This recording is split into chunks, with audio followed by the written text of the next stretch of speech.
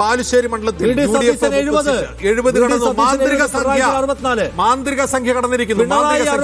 സതീശൻ 70, പിണറായി 64, സതീശൻ 70. 71 തൊടുമോ അതോ 69 വീഴുവോ സതീശൻ? 65 വന്ന് 70 വേഗം വരുമോ പിണറായി വിജയൻ? മുകളിലെ നമ്പർ വളരെ ഇൻട്രസ്റ്റിംഗ് ആയിട്ട് കൗതുകരമായിട്ട് പുരോഗമിക്കുന്നതാണ് നമ്മൾ കാണുന്നത്. 70 സീറ്റ്, 39 സീറ്റ് അധികം നേടിയാലേ കോൺഗ്രസിന് അധികാരത്തിൽ വരാൻ പറ്റൂ, കോൺഗ്രസ് മുന്നണിക്ക്. പക്ഷെ 71,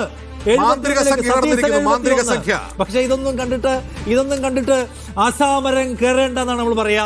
ഇത് വീഴാനുള്ള സാധ്യത തള്ളിക്കളയാൻ പറ്റില്ല. കാരണം 63 സീറ്റുമായിട്ട് തൊട്ടു പിന്നിൽ പിണറായി വിജയൻ 72 മുന്നോട്ടാണ് പോകുന്നത്. കഴിഞ്ഞ കുറച്ച് സമയം LDF 62, UDF 72.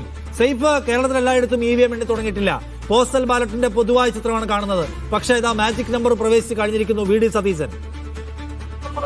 മാജിക് നമ്പർ മാറി പറയാനുള്ള എല്ലാ സാധ്യതകളും നിലനിൽക്കുന്നുണ്ട് നിഷാദ്. കാരണം EVM-കൾ എണ്ണി തുടങ്ങാൻ വേണ്ടി ഇനി ഏതാണ്ട് ഒരു 5 മിനിറ്റ് മാത്രമാണ് ബാക്കിയുള്ളത്. അതിനോടുള്ളിൽ തന്നെ EVM-കൾ എണ്ണി തുടങ്ങും. അതോടുകൂടി ഇത് മാറി പറയും എന്നുള്ളതാണ് നമുക്ക് കാണാൻ കഴിയുന്ന ചിത്രം. സാധാരണഗതിയിൽ പോസ്റ്റൽ ബാലറ്റ് എണ്ണുമ്പോൾ ഇഞ്ചോടിഞ്ച് പോരാട്ടം നമ്മൾ കഴിഞ്ഞ തെരഞ്ഞെടുപ്പുകളിലെല്ലാം കാണുന്നുണ്ട്, UDF LDF-ഉം തമ്മിൽ.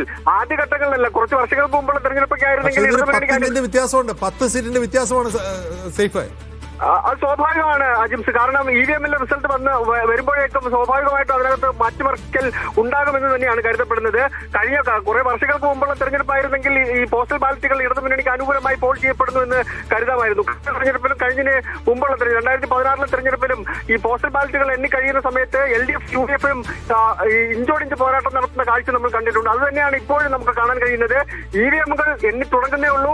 EVM-കൾ എണ്ണി തുടങ്ങുമ്പോൾ ഈ മാജിക് നമ്പർ അത് അങ്ങോട്ടും ഇങ്ങോട്ടും മാറി പറയാം. അതുപോലെ തന്നെ BJP, നമ്മൾ മുകളിൽ കാണിക്കുന്ന BJP എന്ന നമ്പർ, അതിനകത്ത് എത്ര സീറ്റ് വരെ എത്തിപ്പെടും, എത്ര സീറ്റിൽ ലീഡ് ചെയ്യും എന്നുള്ളത് നമ്മൾ ആകാംക്ഷയോടെ ഉറ്റുനോക്കുന്ന കാര്യം തന്നെയാണ്. എന്തായാലും അല്പസമയത്തിനകം തന്നെ EVM എണ്ണി തുടങ്ങുമ്പോൾ